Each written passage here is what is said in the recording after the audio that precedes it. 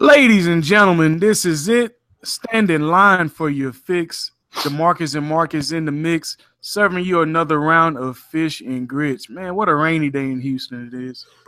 Man, it's depressing. I heard it's supposed to pour down tomorrow. Slight chance of flooding. 3 days? How you go from tornado to hard down rain? Now we got flooding. And we've been known to flood these past couple of years. That's the crazy part about it. Man, let's talk about this Amber Alert. Talking about waking me out of my deep sleep, scaring the shit out of me. Words, and they be so loud, bro. And it comes on. It seems like they give me one alert, and then they want to come with 5 more. It's like, okay, I got the message the first time. Yeah, like I get it. Shit going down in Houston. I need to be prepared. Really?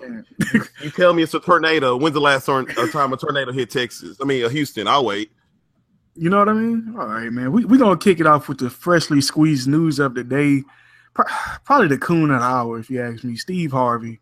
I mean, everybody feel a little different about him. He recently did meet with President-elect Donald Trump to speak about helping out urban cities. I didn't really believe it. I mean, he even stuttered like when they asked him about it, like he had to think of something, like processing his line on live TV.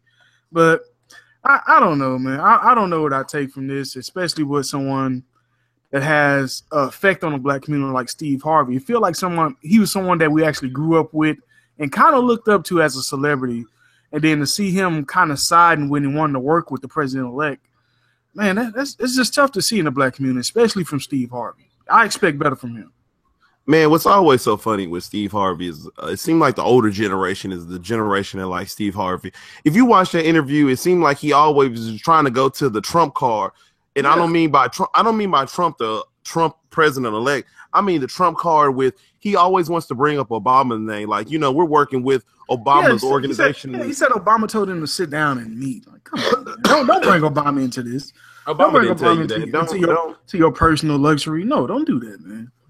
Man, it's just crazy that, you know, Steve Harvey, who's known for a few times, you know, bashing Donald Trump, you know, with his misogynist ways and talking down on Trump. And then all of a sudden he wants to side with Trump and this whole thing about, you know, fixing the inner cities and helping out the ghetto. But it's just like, I don't truly believe you're just trying to save face. It's just like you just want to team up with the person that, you know, that's on the pedestal, the high up the pedestal right now. Right. And the thing about Steve Harvey is we know he's exposed because this is the same man that will sit on his show and preach about how you should respect women and women should be treated fairly. But he wants to go and have these issues that he had with his wife. And remember the scandal with him leaving his wife for his mistress and the whole thing about keeping his child away from his wife. And just like he always contradicts himself. And when I knew not to trust Steve Harvey is back in the day when he always had that crisp lineup on the Steve Harvey show. And then I find out that was a hairpiece. I said, you know what? You can't trust a nigga like that. You can't trust a nigga who got me fooled with this nice edge up and it's really a hairpiece. I said, man, there's something fishy about that, man. But I don't agree with it. I understand what people trying, like D.L. Hughley really trying to work with Donald Trump. But with Steve Harvey, it doesn't seem genuine. It seems like it's part of his agenda just to, you know, be with the in crowd, you know, get with the new party. So I don't, me personally, I try to ignore it, but you know, it's always going to be in your face with how social media and news is right now. Exactly. It's always getting thrown at us. And this is the same guy that said that his current wife made him work to be with her. Are you serious? Like, you already was rich. Like, what did you have to work for? It wasn't the fact that you already had a TV show and a comedy special that hooked her in, or you really just had to go out there and do all the dirty work to win your woman over. I'm like, come on, Steve Harvey, you a fucking joke. I mean, he got to be better than this, man. I mean, especially with a community like we have, we can't be losing celebrities like Steve Harvey. You know what I mean? Like, what if he's the beginning of everybody that's ready to make that transition? Now he's gonna make it seem like it's acceptable. You know what I mean? So we don't know from this point forward.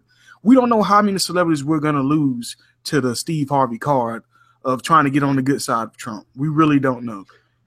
Hey, we lost one celebrity. There's one celebrity that I know you probably heard about this. That's going to be in attendance in the inauguration. He goes by a little name of Floyd Mayweather. Oh, and when I heard that, I was just like, why? Like, yo, this is if you this is the thing. I understand with working with the other side and trying to come to a mutual agreement and a mutual understanding of each other. But this is not the time right now. This is hot off of the backlash that Trump already has getting, that he's got a bit of misogynist, he's a homophobe, and he doesn't like the African community as a whole. And it just, in my opinion, if there's a person out there that was like him, I couldn't see myself befriending him, let alone sit and watch you getting sworn in. I just can't do that as a person of color, and you just always are dissing the people of color, and I can't get down with that. And you know, Floyd, there's a lot of things wrong with Floyd, and that's just adds to the list. Exactly. You know, we're not going to touch too much on this topic. I see we both feel a little heated about the situation. We clearly are disappointed with Steve, from the figure that he has become in our community to what he's doing now in 2017. He completely flipped the script in 20 years. Like, this is not the Steve Harvey that I feel I grew up watching, and I don't know what kind of man he's become at this point. But we're going to move forward to the game that took place on Martin Luther King Day, a real man, and the Cavs and the Warriors. Is this a rivalry or not? You see LeBron running his mouth saying it's not a rivalry. I don't see how it's not. I mean, this could be the first rivalry to meet 3 consecutive years in the finals. That's never happened before in the NBA. How is this not a rivalry when you're clearly stacking your team to compete with the Warriors? You don't trade for Kyle Korver to beat the Raptors. You don't trade for Kyle Korver to beat the Celtics. You trade for Kyle Korver to repeat in the finals and beat the Warriors. So how is this not a rivalry? And you still want to add more pieces to the team? I don't understand what he means by this. I don't understand. When I first heard that, I thought that was a joke, and I just laughed on it. But he's serious. He's dead serious. It doesn't make any. It doesn't. Okay, there's 2 things you can. If you watch the game, if you happen to sit through and watch the whole game, it was pretty much a blowout from start to finish. It was the Warriors gave it their all. The Cavs didn't give their all. The only thing that I can look at this from 2 ways. I can look at it from the side of just days prior, they were just talking about sitting the big 3 against this game. Because I can see what the Cavs are. They like to not show all their cards. They're like the old school poker players. They don't want to show you our 2-minute drill and trying to, make a comeback or something like that. And they don't want to show the Warriors too much of their card. They probably have the mindset that we're going to see you in the championship game. So let me not just show you all my cards. Or you can look at it from the other standpoint of yesterday's game showed me one thing.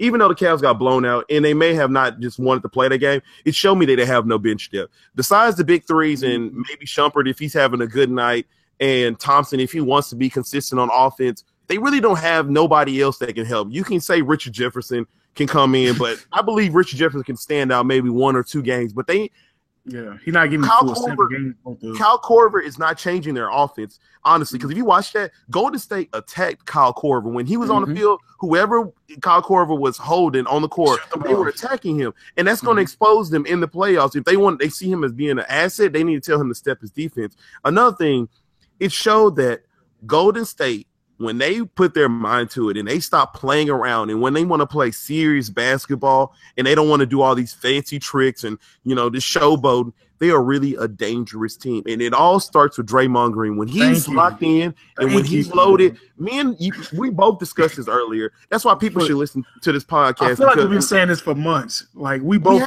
agreed when Draymond is actually the second facilitator on the team, this team is way more explosive because you don't know the plays that he can make. You don't get that out your average power forward in the NBA.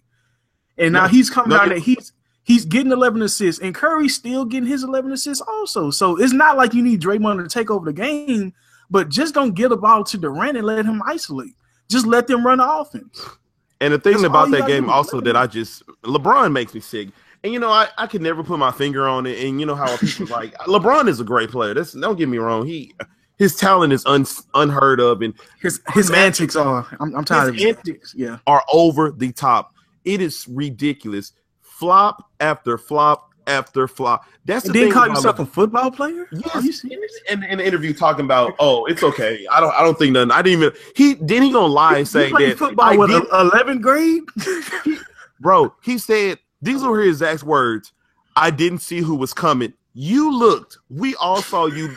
Cross your eyes over there, and you saw Draymond coming, and you was like, oh, good. Guess what? I'm going to flop my behind. I'm going to put on the greatest acting display since, let's say, Leonardo in what's that movie he just played in, The Revenant. He was putting on the greatest acting. And then, the Oscar.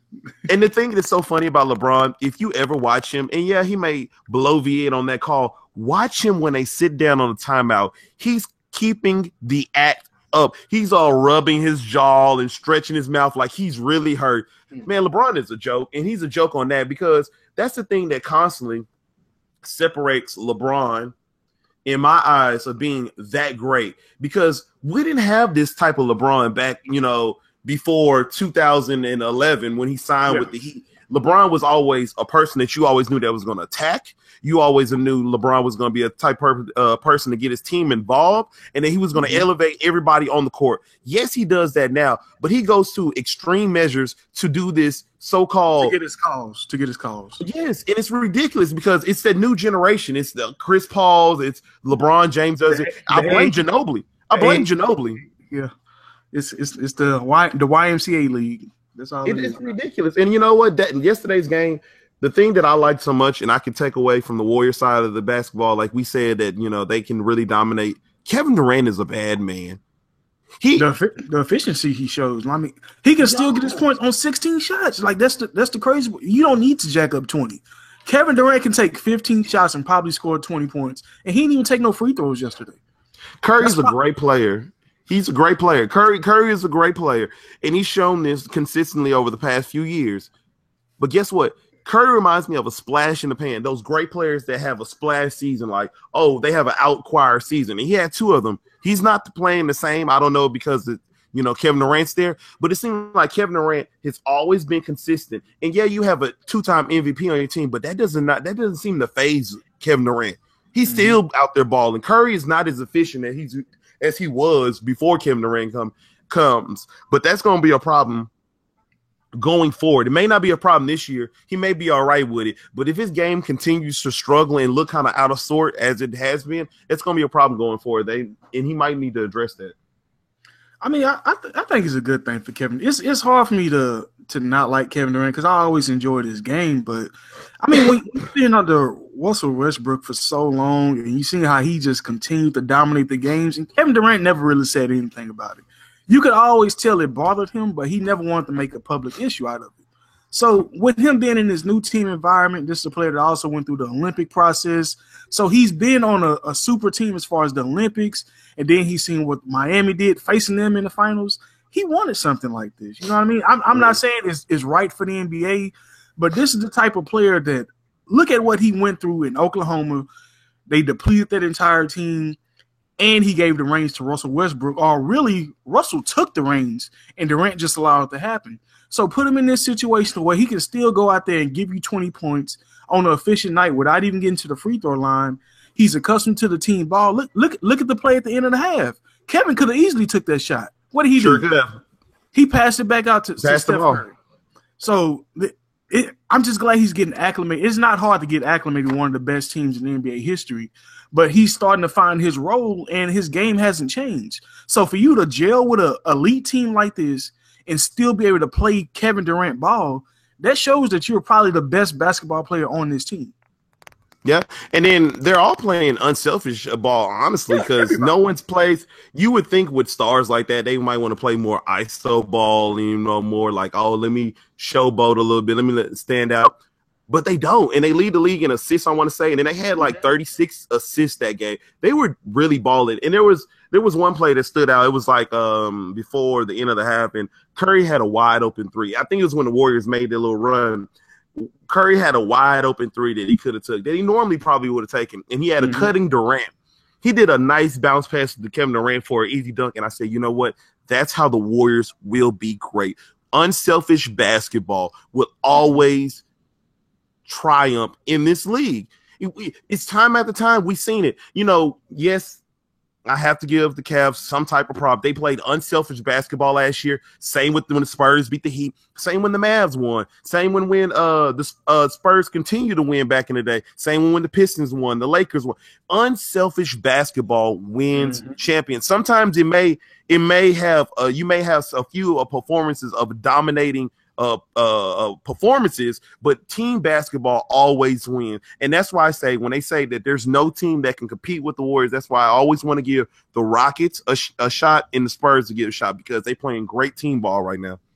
Right. It'll take 4 elite games from any team in the NBA to beat Golden State in the best of 7 series. It's going to take 4 elite games. I'm talking about you got to shoot 50% from the field, 45% from 3. You got to knock down your free throws. You got to limit your turnovers. It's going to be tough to do if they continue to get Kevin Durant acclimated in this offense and continue to roll like this, and also put the ball in Draymond Green's hands. The more plays that he can make as a playmaker, the scarier this team will be, and the more blowouts you're going to see in the second half of the season. I agree. No doubt, man. You know, it was a sad weekend for a lot of fans, but mainly the Cowboy fans. Lord. But I want to tell you the truth about the Dallas Cowboys. Let's talk for them. Let's talk about this. The biggest loser of this NFL weekend was the NFL. And I'm going to tell you why. Dallas, in a year to where the ratings was down 8%, even Monday Night Football was down 12%. A lot of it had to do with the election, but I think it's just pretty much a lot of people just tuning out the NFL in general. But the Cowboys in the second half of the season produced 5 out of 6 of the highest rated football games. They average 23.7 million viewers per game. That's more than the World Series and the NBA Finals, all the games. This past weekend, the divisional round was 28.2 million viewers. That's a lot. The highest ever. In the peak, Marcus, was 62.4 million people watching the game when Dallas tied the game. That's crazy. That's a lot of eyes on Dallas. That's a lot of eyes on Dallas. And so, having them in the playoffs is huge. It hurts. And also, the returns on the Super Bowl tickets We're down. Lowered. Yeah, they've lowered because Cowboys are out the playoffs. Now, I'm a Houston Texans fan. I'm never ashamed to say it. But when I hear people call the Dallas Cowboys America's team, I never really understood it until now. Because when they are successful, people want to watch. And people watch at a peak of 62 million views, 62 million eyes. Pairs of eyes locked on one team. And it's not just the Cowboys. It's another team out there, the Raiders. When the Raiders are winning, people are watching. You'll be surprised how many Raider fans come out of nowhere. And I'm just like, yo, I never knew it was this season. Like you said, it showed me why Cowboys are America's team. And it showed me why the NFL is great when the Raiders are doing great. Because both teams, it's just like, I had to take a breath. I had to take a breath for a minute because I'm getting kind of depressed because I honestly, I'm not a Dallas Cowboy fan because, like you said, we're Texans fans. But man, I was really rooting for that team. I was rooting for the Cowboys. Got me to like them because Dak Prescott, Zeke played.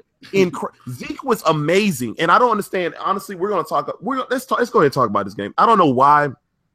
I know you're down, and I know you're coming back, but there was a few times where in the first half, the first half they could have ran with Zeke a little bit more because he could fall and get like 4 yards, which is crazy. And then on the end of the game, when Terrence Williams caught that nice catch from from Dak, and they were like at midfield, and they went up to the line and they did a throwing pass. I'm thinking to myself, why run with the guy that's been killing it right now? You can run with him twice, and you can get some. You can move the chain. They're gonna back off exactly because they're scared. The Green Bay Packers are gonna overcommit. They're gonna pass the ball. And the thing about that game, it showed that the Cowboys are going to be a team to fear going forward because all they need is 2 key pieces on defense, and they're going to the Super Bowl. Because if Dak plays how Dak played yesterday going forward, wow, this team is dangerous. Dak played one of the most efficient games I've ever seen a rookie ever play, and he did it with such poise. There was not one time I looked at the game and I said, you know what? Dak's going to fold. he never folded, even after the interception. And it could have been so demoralizing. I the coordinator. The coordinator. That was a terrible call. Yeah, that was a terrible play call. Because that was another one. I don't understand why they didn't run the ball on that. Because I think it was like first and something. It was 2nd and 1. Second and something. Why not run it with Dak? I mean, not Dak, with Zeke.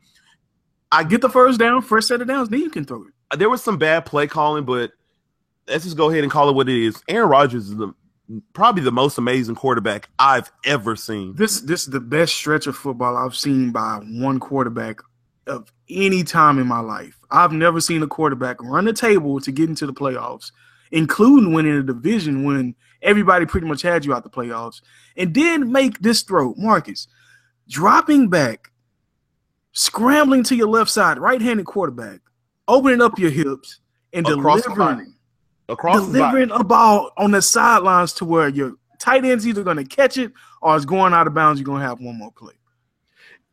Aaron Rodgers, you have to call him the greatest. I'm going to be honest with you. He makes Jared Cook look good. Jared Cook is not that good of a tight end. Let's keep it real. Jared Cook's been quiet in the NFL for a long time, and Aaron Rodgers made him look like a star. And in his first play, people say that Aaron Rodgers is great. He's better than great. He's phenomenal.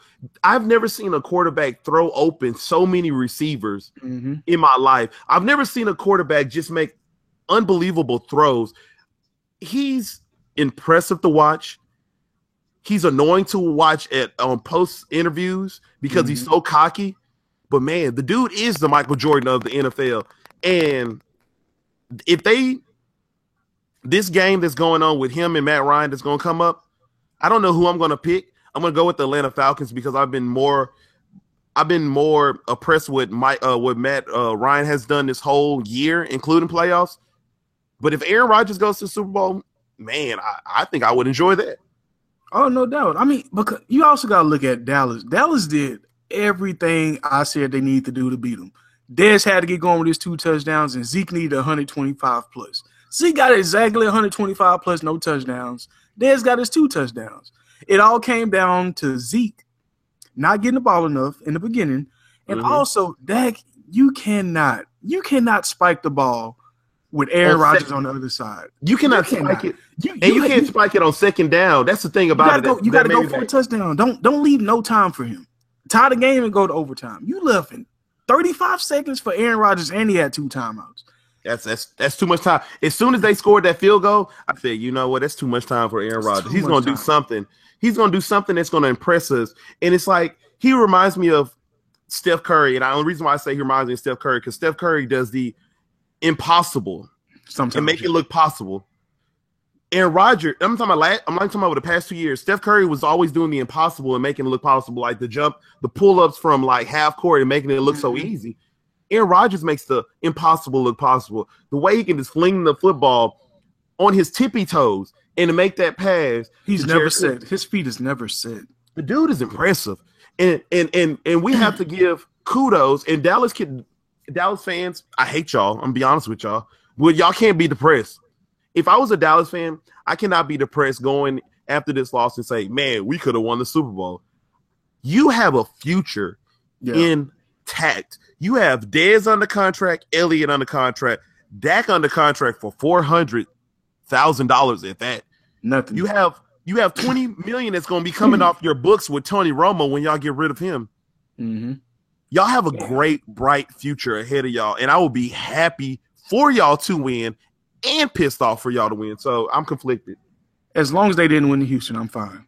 But, they win somewhere else. Yeah, win somewhere else. I'll be fine with it. But Dak Prescott will be starting as the quarterback next year. A lot of people had frustration that they didn't commit to him, but why? Why do you want to commit to him? If you commit to him, then you're going to have to answer questions about Tony Romo. So what's the best way to just stop everything? Oh, we haven't made a decision. When you know damn well they know who's going to be starting quarterback. He did not play a bad game. He did not lose that game. That defense lost that game, and the only reason I say that is because Heath had the play of the game, but he just didn't finish it. Either he could make the play or Aaron Rodgers has that tight of a grip. But when he got that sack and wasn't able to force that fumble, and then on top of that, the play after that, they didn't drop They dropped everybody back instead of blitzing him like they've been doing all second half and putting pressure on him. They gave him too much time. So no, honestly, I don't think the defense even lost that game. I think Rob Marinelli lost that game, and I'm gonna tell you why. Because I don't understand why you're playing. Why are you playing zone coverage when you could be blitzing Aaron Rodgers in the first half? You've been blitzing. You just made a sack to play before. Aaron Rodgers. No, I'm talking about in the first half of the. Aaron Rodgers scored them 2 touchdowns on the Cowboys. What in your mind did not click and say, you know what? I need to put some more pressure on Aaron Rodgers, because you can play the best coverage football, man to man, everybody on their guy, and Aaron Rodgers is still going to make something happen because he has time to throw a receiver open. That is the thing about Aaron Rodgers that some people just don't seem to get. He can throw people open, so you can be on your man. But guess what? After a while, he's going to see his wide receiver make a nice little juke move on you, and he's going to throw him open. You need to put pressure on Aaron Rodgers. Quarterbacks like Aaron Rodgers, Tom Brady, Ben Roethlisberger, and Matt Ryan, to a certain extent, you have to put pressure on them so they don't make these accurate throws, because if you give them time and you give them enough seconds, they will get a completion. And that was the biggest difference of the game. The first half, defensive adjustments, they came out great, but they should have been leading with the blitz in the first half then instead of going to the second half. They know that you got to put pressure on Rodgers, especially when they don't got a running game. And bad calls.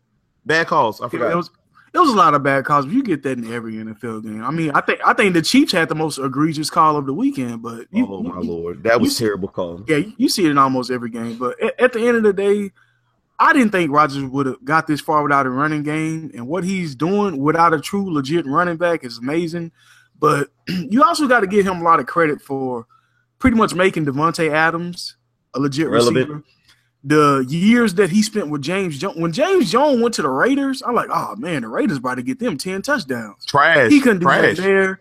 And then he came right back. Same player came right back to the Packers and got 10 touchdowns. And was scoring touchdowns. He was scoring touchdowns. So now you're able to see the greatness that Rodgers has been doing on a consistent level. He's doing this with Geronimo Allison, Todd Montgomery, Richard Rodgers, and Jared Cook. Jordy Nelson, his best player, is not even there and may not play this weekend. And he didn't need him to be the number 1 seed in the NFC. Remember, Aaron Rodgers won a Super Bowl with James Starks, who's still in concussion protocol 6 weeks later for some odd reason. I don't know what the hell going on with that. I hope he's all right, but I'm glad they taking it easy on these concussions. Stop throwing those players out there. Just make sure they good to go before you actually put them out there and risk anything else. Because the NFL don't need no more bad press. So I'm glad they holding him out. I hope he's okay, but they could use him right now. Yeah, they could. He's very versatile out the backfield, so they could use him. But like me and you said, and we can't just we're gonna keep on repeating ourselves. It was really an impressive game. Both of those games, honestly. That game and the Kansas City game were impressive. Let's go ahead and talk about that Kansas City, man. Bad calls, bad drops. Travis Kelce was making some terrible drops, and that boneheaded play that he made, the penalty was so stupid. Wow. Y'all were in position to score and you messed it up. It's like that's boneheaded play. I guess that's a rookie mistake. And yeah, this is maybe your first time finally, showing, he finally get to showcase his talent to the world. But you can't make plays like that when you're at home and you are down. Like, you have to be smart. You have to play smart football. And they didn't play smart football. And some bad calls, like that James Harrison, that wasn't a hold, but that wasn't a hold.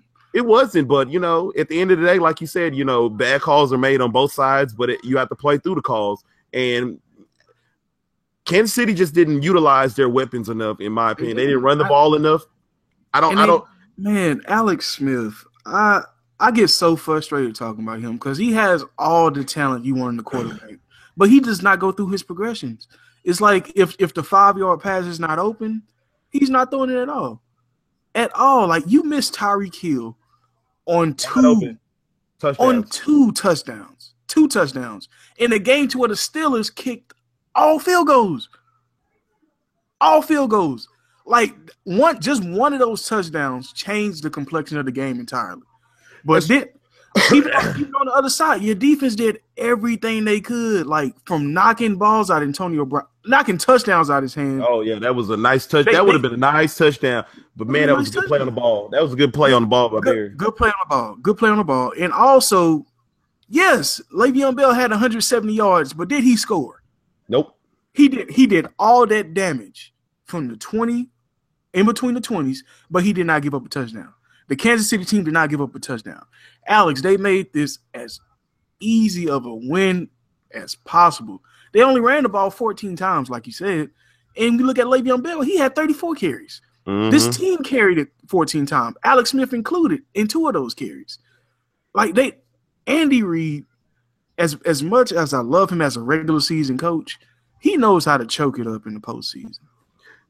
Yeah, he knows how to choke it up, or maybe we can just blame it on Alex Smith just being conservative as Alex Smith's, being. And I guess we just got to accept it. I mean, at this stage in his career, he's not going to start making those down the field throws. Still, I still shake my head at why I don't understand why Alex Smith was the number 1 draft pick. I don't still understand why he was the number 1 draft pick in 2005. But it did have Aaron Rodgers. You didn't pick Aaron Rodgers. I know the 49ers did go on to have success with Alex Smith and with Kaepernick, but I know they're kicking themselves in the head. They could have had Aaron Rodgers from 2005 till now, but you pick Alex Smith. I know they're kicking themselves in the head on that one. The Texans took Travis Johnson, so I'm just gonna leave that on the table. Oh well, let's talk about the Texans. What is that to talk about? There's something I do want to talk about, and let's keep it real right now. The Texans defense is legit. They are legit, no doubt. But there's a glaring weakness on the Texans defense. Their corners. They play as good as they can, and safeties. They play as good as they can, but guess what? They still get exposed when the Texans pass rush is not.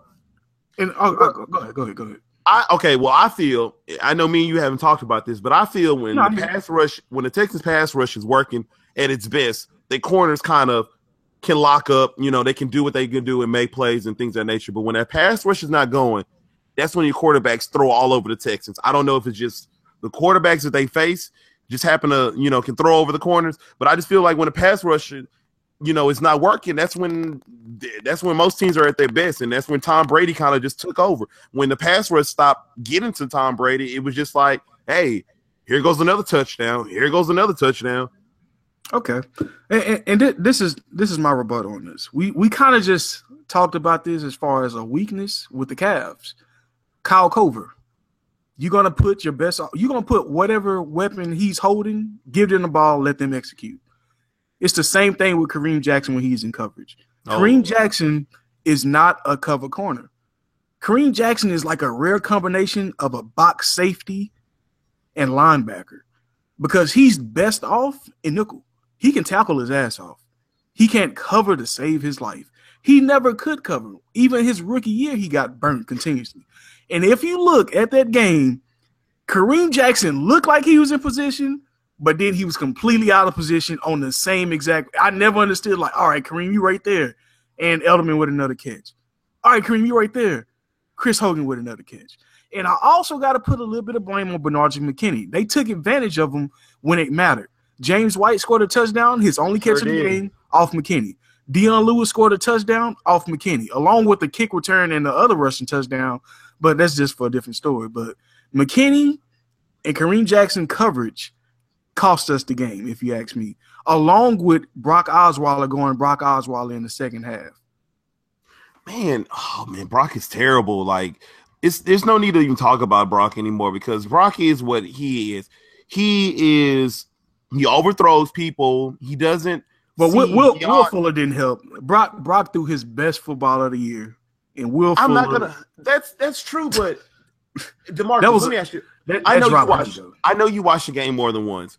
If you watch the game more than once, and you finally take your fandom out of it, and you just watch the game, you see Brock is always looking 5 or 10 yards. He's not looking downfield, or he's not looking. He threw it 5 Patriots to DeAndre Hopkins, and I did. There was so many times Will Fuller would run open, or Hopkins would be open in the deep for the deep ball, and he did not look that way. And the thing I wanted to say to the Texans and the Texans organization, we will go nowhere because it's always the same problem: quarterback play. We never have consistent quarterback play or good quarterback play. Brock needs to go, and you need to let Bill O'Brien have control of the team. It's time for you to let go and let him handle this team, because I really want to see what he can do with that, because there's so many times that Brock, if you watch the sideline, you can see that Bill O'Brien is dying over there. He is dying looking at Brock play, and he's like, I never wanted this guy. Yeah, and it's kind of written on his face. It's written on his face that that's not his quarterback. And even some of his quotes like, next year we're going to try to have a more consistent team. Everybody else is consistent. The defense is number one. And rushing you was number 8. The only thing that's not consistent is the quarterback play. So I feel like that was truly a slug to Brock Osweiler. It's at this point, it's not a slug. It's just the truth. And yes, what probably pisses me off the most is when you hear Brock talk, it's like he does not think he's that bad. I honestly feel like when Brock talks, he feel like he just came off a season where he threw for 4,000 yards, 25 touchdowns, 10 interceptions, and the team almost made the Super Bowl. That's not the case at all. He always comes out, oh, yeah, it's my fault. I could have made a little bit better throws. I'm going to work on that in practice. Bro, you need to give up on football. You suck. He's terrible. Like, I've never seen a quarterback that tall overthrow receivers that much in my life. I've never seen that. He made 2 beautiful plays that Fedora didn't catch and then Fuller didn't catch. But besides that, he's terrible. Like, he has no field vision at all. None. He does not. He does the good old check down. There could be we can need 5 yards, and Brock Osweiler can't get that done. There's no reason why you can throw the ball for at least 40 times and you still not have 200 yards. That tells me a lot for you as a quarterback that you can't get it done. That means that your game is from 5 yards to 10 yards. That is your game. If you throw the ball 40 times and you have only less than – he had 198 yards passing. That's terrible. And then if you take away the sack yards, it's like 181. So, yeah, that's and let me ask you a question. I thought that Dak Prescott – no, it's not. It's not even a question. Let me make a statement. I thought Dak Prescott was a check down quarterback because he would go to the check downs a lot with Beasley and then Terrence Williams. He started that, but he developed. Yeah, he progressed. I haven't seen no progression for Brock all season. That's true. That's the thing that bothers me.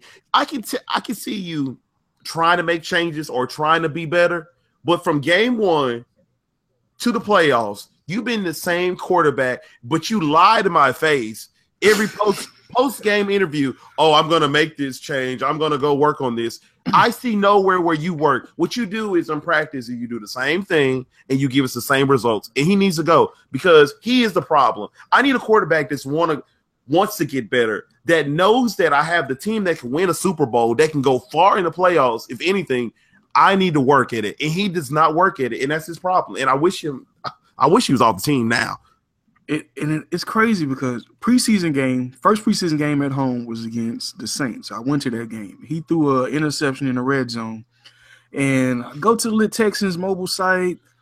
You see a post-game interview with him. They're like, oh, Brock, go through the interception. Oh, I promise you guys, that would never happen again. 18 interceptions later, here we are out of the playoffs due to his poor quarterback play that in the preseason he promised he was going to fix. Now in the postseason, it's gotten worse. You have to go. This team needs to start completely over at quarterback. And it kind of all started. The plan we talked about with Bill O'Brien, get rid of George Godsey, which they did. Mm-hmm. And hopefully with this, the GM, Rick Smith, can bring in an offense coordinator he liked, but at the same time, split some of that power with Bill and give him some control over the roster. Not all the control, just some control, starting with the quarterback, then the offensive line, and get him some playmaking safeties. It's not going to take a lot to fix this team, but it's going to take the right moves. Yeah, I agree. It's going to start with either cutting Brock, which I wouldn't do because that $25 million is going to hurt. Even that extra $10 million that you got to pay in cap penalty, but just beg the Browns to take him. Just give them something, whatever it takes. The Browns have like $80 million in cap space. They can eat 25. They're gonna have all these draft picks. Come on, Browns, do something for us. Man, that would be beautiful, but you know the Browns ain't gonna. Hugh Jackson ain't gonna take Brock. There's no one's gonna take Brock. Brock is like a curse on the team. Like nobody will. Just he has bad juju. You don't want to mess with Brock. Did you hear who the Browns are interested in if he's a free agent? Who? Tyrod Taylor.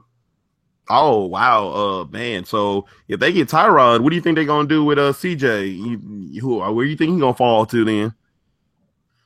Man, shoot, I don't know. Hey, let's be honest. I don't know. Let's be honest with you. I forgot what the pick the Texans got, but CJ can fall that low because there's not a lot of teams that need a quarterback. I don't know if the Giants want to want to try to make a run at him because Eli coming up in age, but if I'm looking at a lot of the teams and we watch enough football, there's not a lot of teams that need quarterbacks. So he might fall and he could fall to the Texans. I would hope so, but I'd want that Aaron Rodgers type of fall. Mm-hmm. Aaron Rodgers fell in the draft because everybody was set at quarterback. Quarterback, yes, sir. And everybody right now is set at quarterback. And we were lucky to see like a team like Philly jump up and take quarterback last year, and also the Rams. So that's two more teams that's out of consideration. So all you have to do is worry about the veteran teams like the Chargers and who you just said, the New York Giants. So it'll still be a long walk, but being that the Broncos just made an investment in Paxton Lynch, it looked like Phillip Rivers want to reconcile and stay, but I'm hoping that I hope Phillip Rivers goes somewhere else. I think he did enough for that organization, and he deserves to go to a true winner. But yeah, if you see a Deshaun Watson fall in the draft, man, they'll be great. Nah, I love to see him in Houston, but I love to see any new quarterback in Houston not named Brock Osweiler. I agree with that. Like I'd rather see Matt Schaub back in Houston than Brock Osweiler. I'll keep it real with you right now. I was so impressed with Matt Ryan. I came out. I made that bold statement that he needs to put up 35 on the Seahawks and dominate, and he did it. I mean, it's not much more you can ask from an MVP caliber player in Matt Ryan than what he did to the Seahawks this weekend. And I thought they was going to fold up. I mean, the Seahawks, that first drive when they marched down the field, took 6 minutes off the clock. I'm like, oh man, here go the same old Falcons. I'm gonna have to hear this, and then for them to answer back and get everybody involved. Like Matt Ryan played he probably played the second best game I ever seen out of a quarterback that needed to prove it. And that was next to Aaron Rodgers over this past weekend also. I was watching the game. I'll tell a little backstory. I went to one of my friend's house and he was saying, man, the Seattle game, watch him go ahead and put it on the Falcons. And I said, man, I promise you, the Seattle Seahawks may score in the first drive, but watch the Falcons come back hard, and they came back. So the thing I liked about the Falcons was they played team football. Because guess what? Julio wasn't your leading receiver. Nope. Freeman was your leading receiver. And Matt Ryan still managed to put up 338 yards and 3 touchdowns. That's impressive. And the thing I like about Matt Ryan was he always made the throw you needed to throw.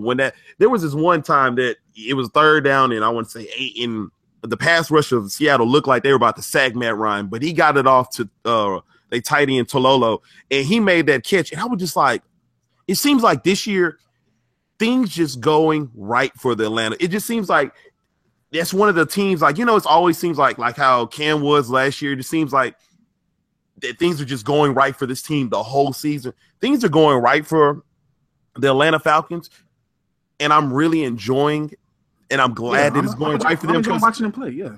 Matt Ryan's been so underrated of a quarterback for forever, in my opinion. And do you feel like this is a franchise that deserves it after going through the Michael Vick fiasco? Like, that set them back up. Because it's not like you trade away Vick. You just flat out lost your starting quarterback and franchise player.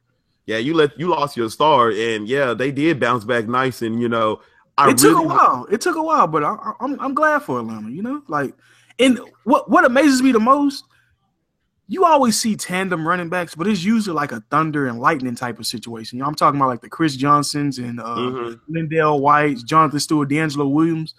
Is this like the most explosive 2 running backs you ever seen on one team? Like they both capable of going the distance at any given moment. Yeah, they are impressive. And the thing that I like, I just know. Can you like think of like two running backs that was this explosive like on one team? Like I honestly can't think. You could say David Johnson and Andre Ellington, because if Andre Ellington can stay healthy, he could be really impressive. Because I don't think people even really know how much talent Andre Ellington has, he was a starter because he can't stay healthy. Yeah. Exactly. So I would say that, or maybe D'Angelo Williams and Le'Veon Bell, but they don't use the two-back system like that. Not like Atlanta. I can't really think of nobody. That's what I'm saying. It's a rare common. You usually don't see nothing like this. And then everybody forgets, like, Coleman was named the starter over Freeman last year. So rookie Tevin Coleman, the Falcons felt was a better fit in this offense than Devontae Freeman. And now and got hurt, and then Freeman just got hurt, took the position, took over, had a great 4-week stretch, and then you look at him over this past weekend: 80 receiving yards, 45 rushing yards, and a touchdown. Like, and then you got Coleman. He run for 57 yards to lead the team. Then he get 22 yards and a touchdown on the receiving end. They both can do it all, and that's a hard weapon. It's kind of like having the Patriots offense on steroids. It's like having Deion Lewis and James White, but they actually involved in the offense. You don't have Tom Brady going to Edelman and Gronkowski. It's like he's going to feed these running backs first, and then Julio can come in and give you 100 yards or 67 and a touchdown with ease. Yeah, that's the thing about – that's why Atlanta probably going to win it all, and that's why I say they're going to win it all, because there's no player on their offense that you don't have to account for. You have to account for Coleman at all times. You have to account for Freeman. You got to account for Taylor Gabriel, because he can get over the top of you. Sanu, he's always going to be wide open. And then you got the beast of Julio. You got the beast of Julio. Like, Julio, that first touchdown I think it was the first touchdown or the second touchdown that Atlanta had scored when they threw a nice slant to Julio. The quick slant? Yeah. I said, damn, that was beautiful. I said, shit, that was beautiful. I said, who drew that up? I said, damn, I thought they were going to go with Freeman, and they did that. I said, man, Atlanta plays like they're not scared of nobody. And that's the team I don't want to face. That's why I can't wait for Aaron Rodgers in the face-off, because Aaron Rodgers is the guy that no team wants to face, because Aaron Rodgers is that great of a quarterback. But guess what? Atlanta Falcon is the team that nobody should want to face, because their talent. It's basically the Warriors and the Cavs. And the only reason why I make that comparison is because the Warriors have all the weapons, just like Atlanta has all the weapons. And the Cavs have the weapon, which is LeBron James, and the Packers have the weapon, which is Aaron Rodgers. That's why I cannot wait for this to happen. I mean, this matchup, because I think it's going to be the most exciting football we have seen all year. It should be it should be an offensive battle. It should be great on both ends, and I just cannot. I hope Jordy. They said Jordy's not going to play, but I wish Jordy played, because I really want to see Aaron Rodgers when he has his best, going against the best. But I think Atlanta's going to win this. I think Atlanta's going to take it all the way. Green Bay had 87 rushing yards to Dallas's 138 rushing yards. So Green Bay can be ran on. Atlanta will be using their running backs to start this game, and then I think they're going to end it with Julio Jones. I do see Matt Ryan going to his first Super Bowl. I'm going to predict this score 34-30, Atlanta Falcons. Bro, I'm about to say that I think they're going to put a 45. I think Atlanta's going to put a 45. I think Aaron is going to get a healthy 30. It's not like it never happened, because they had like a Monday night game that was like 45-42 before. And the only reason why I'm going to say 40, only reason I'm going to say 45 is because guess what? What did Dez do to Green Bay? He had 9 for 132 and 2 touchdowns. What do you think Julio Jones is going to do to that team? I think Julio Jones is going to have both spoons up to his mouth, and he's going to be eating. He can eat. I can see him going for 202. And the thing about Matt Ryan, and I think they're going to put a 45, and I'm going to tell you why. I think they may put up more than 45. Matt Ryan hears the whispers of Aaron Rodgers should be MVP, or Matt Ryan's always go cold in the playoffs. He hears that, and I think this is his time that he's going to step up. And I don't think that he's going to take it easy on the Packers. I think even if they're up by like 2 touchdowns or 3 touchdowns, they're still going to put their foot on the gas, because Matt Ryan has something to prove. He has something to show. And what team better not for you to showcase your great talents but against a great man. I think this is going to be a great game, and I think this is going to go for 45. Okay. And before we get to the second game, I just want to point this out real quick. A little bit of a humble brag. But 4 players that we put up a case for MVP are going to be playing this week. That's Le'Veon Bell, Tom Brady, Aaron Rodgers, and Matt Ryan. I'm not saying that we predicted it, but we've been telling people since we started this podcast that these are probably 4 of the most elite players in the NFL, next to David Johnson also. Mm-hmm. But just to see that the 4 players that we talked about being the best all match up this one weekend, I think that's pretty good on our end. I think that the world needs to get ready because Fish and Grits come next year. We're about to be doing some big things. No doubt, man. So who you got? Big Ben versus Brady, another classic matchup. I kind of see the Steelers as like the 2012 Ravens. You know what I mean? Like they're not scared to play New England. And Le'Veon Bell clearly is getting it going. And another comparison I made when I called Le'Veon Bell Foster 2.0, you called him Foster 3.0. He just broke Foster's record for most yards in your first 2 career playoff games. Yeah, man. Le'Veon Bell is a beast. Like we had the debate about David Johnson and Le'Veon Bell.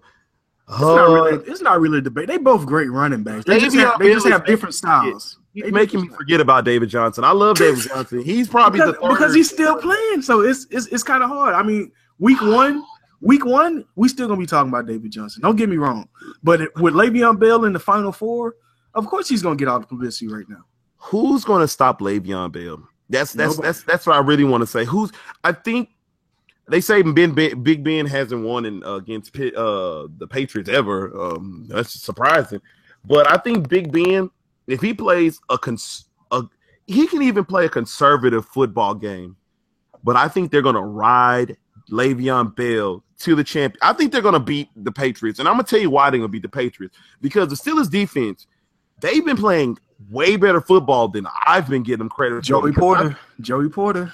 You see, Joey he's on Porter, the sideline. That's what we talked about. This is why people should listen to this podcast. We talked about Joey Porter and how much of importance he is to the team. And when he's out there, he's motivating those men on that defensive side. They play great. They were, and guess what? And what happened to Tom Brady against the Texans? When them linebackers are rocking, guess what? He's falling. He's complaining. You just got to touch Tom Brady. Guess what? He's going to throw him off his game. And if Tom Brady plays a game like he played against the Texans and the Steelers play some great all-out defensive football, they're going to beat the Patriots easily in my eyes. Tom Brady may get his points. I'm going to give the Steelers 34, and I'm going to give the Patriots 28. Okay. I like that. I like that score. Le'Veon goes for 200. I'm calling it. He goes for 200. He goes for 200. I can see that happening too because I think they're going to game plan to shut down Antonio because I think it's going to be a little easier to shut down Antonio than it's going to be Le'Veon because they can get Le'Veon involved in the passing game too. Mm-hmm. I think he's going to be a mixed match on all their linebackers. I think they're going to have to use D'Angelo Williams a little bit this week. I see he kind of set back this last week. I think that was the best thing to do because you really need him more for this New England game than you needed him against Kansas City. And it's always going to help that you don't have any game tape on D'Angelo for them to look at this week. So they really don't know how they're going to be using him. They're not going to use him the same as they've been using him previously because this is a whole different week. And it's also a short week for the Steelers, which they complained a little bit about on social media. But I like your score. I think I'm going to stick with that too. I like the 34-28. We clearly know they can kick their field goal, so they just got to find the end zone a couple times.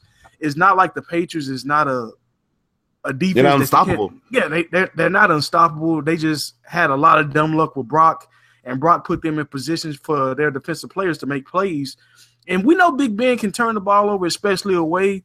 He did have an interception against the Chiefs, but he got it done for the most part, and he made the plays that the team needed to make, and he didn't make the ultimate mistakes. He also converted a huge play to get a first down to ice the game.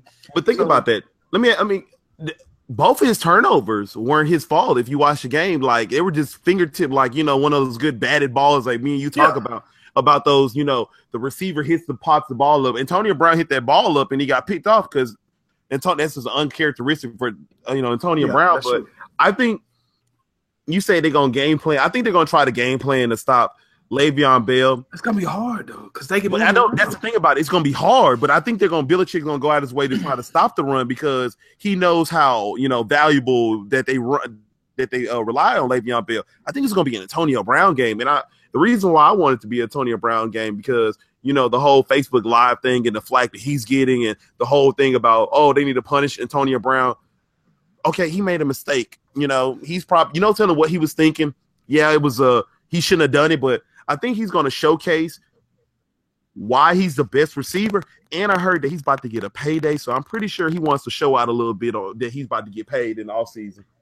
You know who's pissing me off though? Who? Ladarius Green. Oh, what's wrong with him? Is he still in concussion protocol? Ladarius Green got here to replace Heath Miller and has done nothing. Minus 2 games maybe. He's done nothing for the Steelers but get hurt every time. And they need him right now. But guess what? Nope, they don't need him because guess what? They got the Jesse James, the outlaw. Boy, he was out there balling. Jesse James doing his thing, but could you imagine using a 2 tight end set on Bill Belichick? I still tell you, man, I think that Jesse James is like Heath Miller 2.0 because I don't think people realize. I think Jesse James is a way better tight end than people give him credit for. He's like, no, he's good. He reminds me of because he was on. He reminds me of he would be Heath Miller 2.0 and Escobar would be Jason Witten 2.0, but they don't get no playing time. So if they finally give them the ball, I think they're really a good. I think Escobar is a tight end. I kind of compare Jesse James to like a poor man Zach Miller. You know? Oh man, did you say Zach Miller? Yeah, like a poor because when Zach Miller's on, he can get you 100 yards. He's on. But yeah, Heath Miller. When Jesse James is on, he can get you 80 in a touchdown or 50 in a touchdown. He was nice. He's they're gonna rely on him too because when you want to be honest, the Patriots are weak against a tight end, and you saw that against the Texans. Mm-hmm. Them tight ends was Fedorowicz and if CJ just caught that that second touchdown, on his fingers. But who knows how that game would have went? But as long as Brock your quarterback, you always want to talk about what if and this and that. But so it's gonna look like Big Ben and Matt Ryan in a good old Super Bowl. And I hope so, man. I really hope Matt Ryan take the title. Like I talk about everybody having that one moment. Like when you're 31, you're on the bad side of 30. Your career's winding down. Brady, Roethlisberger, and Rodgers already got a ring. And of course, they want to add more to the platform, but being the circumstances that Matt Ryan had to deal with, being pretty much a one-trick pony when you had Roddy White, no running game. They didn't have a defense for a long amount of time. The old running backs they gave from Steven Jackson to Michael Turner. He got Tony Gonzalez on the wrong side of it. Now he finally got all his weapons. He got a decent defense. And it's just his time. When Rodgers went to that first Super Bowl, I said, man, Rodgers got to win this. When Big Ben led Jerome Bettis to that Super Bowl at the end of his career, I said, Jerome Bettis got to get this. When the Seahawks went against the Broncos, I said, man, the Seahawks got to get this one. And I really want Matt Ryan to get to the top of the mountain one time and prove that you can be drafted number 1 and take your team to the top. I want that, but I do want a rematch between Big Ben and Aaron Rodgers from back. I want a rematch. I want a rematch from 2010 because guess what? Antonio Brown was a rookie that year. I think Antonio Brown wants to sniff that team again. Yeah, Antonio Brown don't got his ring. That is another thing. I know Antonio Brown wants to sniff that. I know he want to play him, but yeah, I do. I want Matt Ryan to go all the way. I do want because he, like you said, he's always had the person. He's had a good team, but it just never worked out. And I think it is time for him to get his ring. 3 more games left in the NFL season. It's gonna be. It was quite a journey. It was, man. But let's jump into the catch of the day before we get up out of here, man. J. Cole. One of the most. I'm not even gonna call him underrated at this moment. I think everybody understands his talent. He has music that you can listen to on repeat for hours. He speaks real. When it comes to me, how I compare him, I say he's our generation's Nas. I don't know if he was a big Nas fan, but Nas told stories on his tracks, and that's one of the things I actually enjoyed about his music. You can kind of relate, but you can relate from a real person aspect and not the glitz and glamour of a drug dealer that most rappers try to put out there. Nas was trying to tell you some real shit. And I feel it's the same thing with J. Cole. He's out here like relating the issues that we're going through right now into his music, and everybody should be able to appreciate it. So our catcher today was, we were talking, you know, me and you talked before this, and we were talking about, is J. Cole the greatest rapper? And it's time for us to have that discussion and have that topic. Like you said he reminds you of Nas. I think he's more of a amalgamation of Nas and Jay-Z, because he has the storytelling of Nas, but he has the delivery of Jay-Z. And the reason why I say he has the delivery of Jay-Z, when Jay-Z raps on a song or he's rapping live, it seems like Jay-Z's talking to you personally. You personally feel like you're there talking to Jay-Z, and he's having, when J. Cole is rapping, it feels like he's having a conversation with you. Like he reminds you of like an older brother that's been through it, and he's just trying to help you out. Whenever you hear J. Cole, I say he's underrated. I'm gonna tell you why I think he's underrated, because a lot of people don't give him the just due or the praise that they should. For a man to go, for his album to go double platinum with no features is one thing. Twice. And the thing is, he may keep doing this. And the thing that I like him is he doesn't, if the person doesn't fit the track, he doesn't force people on it. Like, I don't need Lil Wayne or blah blah blah to sell records or to be famous. He completes the song and he said, you know what, I got this song, I don't need no help. And he just released that song, High for Hours.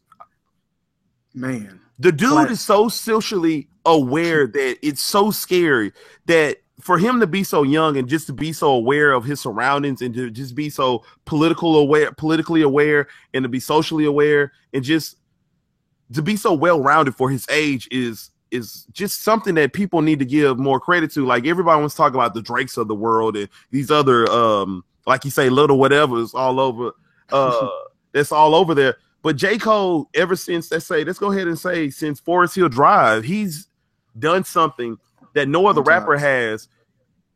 He's been I personally think J. Cole is the most consistent rapper from when he first came out with his mixtapes till now, because there's never been a J. Cole project, a J. Cole song, a J. Cole lyric that I never said that, man, this dude is garbage, you need to step it up. There's been some Jay-Z songs where I'm just like, yo, Jay-Z ain't feeling this. Kingdom Come, I don't think Jay-Z was feeling it. Or Drake, like he just threw something together. There's been a whole bunch of Drake songs that I didn't turn my nose up to and just say, man, I deserve better as a fan. Yeah, that's one song. Let's talk about that whole album. But J. Cole, if you really want to go down and you just want to sit back and what you should do is, I don't encourage smoking. But if you do smoke, sit back, relax, and just go through J. Cole playlist, his whole discography right now. And I swear, you should be moved, and it will be placed in your heart to say that J. Cole is the greatest rapper of all time. And no telling how much further he can go. Forest Hill Drives or For Your Eyes Only? It's a tough one. Man, it's too tough. It's too tough because in my eyes, I feel like I feel like he has two classics on his resume right now. Forest Hill is on his own. It seems like Forest Hill was like J. Cole's story to the world, and it's For Your Eyes or Only is someone else's story. It's somebody else's story to the world. Of the people he grew up with. Yeah, I can't, man. I'm gonna have to go with For Your Eyes Only just because I love off the 8 minute track. I can listen to that whole 8 minutes and probably go word for word. For Your Eyes Only. That outro, that one song. Oh man, it's crazy because it was just like Jay-Z. I mean, J. Cole has Breakdown. He had, like, back when Sideline Story, he had Sideline Story, Breakdown. He's always had these structured songs that make you think. He makes you think. As a rapper, it's supposed to be poetry in motion. And everybody forgets about this. Rap is supposed to be poetry that you follow, that you're creating art. But a lot of this stuff is watered down, what you hear on the radio and what you hear that's the whole popular thing. But if you go and you dig and you listen to, Crit, or you listen to J. Cole, or you listen to old Drake, or you listen to old Wale, those people were telling stories with their songs. J. Cole tells stories, and you when he raps, I feel like I can see what he's rapping in my brain, and it just he never ceases to amaze. And J. Cole is the greatest in my eyes. I feel like he's been the greatest for a while. I think that I wish he got more accolades, more recognition, but you know what? It's always the underrated people are the most appreciated people. So. Thank you. You know, the biggest thing I take from everything you just said, you said old Drake, old Wayne, old Wale. They're all old because they changed their delivery and they changed how they actually rap. J. Cole has not changed. He's only progressed. He's only woken up. And he's only the beginning because we don't actually know musically what he's capable of because he does everything on his own. If he was to actually bring in someone that had a clear mind like he has, we don't know what type of music he'd be capable of. Kendrick Lamar, J. Cole, if they drop an album, that shit's gonna be fire. Oh, you know what? They had this one song that they dropped. I can't remember the name of it. I'm gonna shout it out next podcast, but I want everybody to YouTube it. It's with J. Cole and Kendrick. It's them. Kendrick went to I want to say a store that Ab-Soul. It's either Ab-Soul owned or Schoolboy owned. They went to and they premiered this song. The song is bananas. Dog, it's so raw. And just to hear that one song, I just think to myself, why are they not making an album? Right on. Hey, hopefully they get it done. It's 2017. We're going to need something good to put in our tracks, all right? You show right. Man, but as of now, we're going to go ahead and clear the plates. We're going to have to wash these dishes right quick. Yes, sir. But, you know, it has been a good episode. As for now, this has been Fish and Grits, and you guys have just been served. I hope y'all enjoyed.